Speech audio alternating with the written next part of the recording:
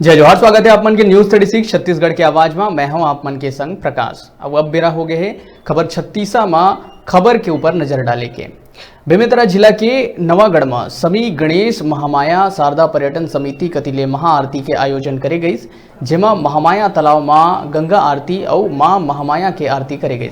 समिति कतिले ये आयोजन के लगातार चौथा बछर है।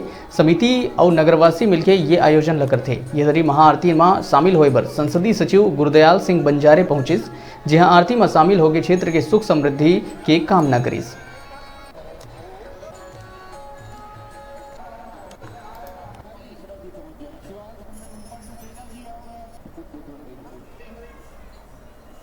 हम सबका सम्मान नहीं कर पा रहे हैं, इसके लिए समिति की ओर से हम क्षमा चाहेंगे आप सबसे। कि आप सबको पता है कि अभी नवरात्रि का महापर्व चल रहा है, उसी के तारतम्य में यहाँ महाआरती का आयोजन किया गया था, जिसमें नवागढ़ नगर पंचायत के समस्त यहाँ के नागरिकगण, सारे नेतागण, कार्यकर्तागण सम्मिलित हुए हैं, श्रद्धालु भी सम्मिलित हुए हैं।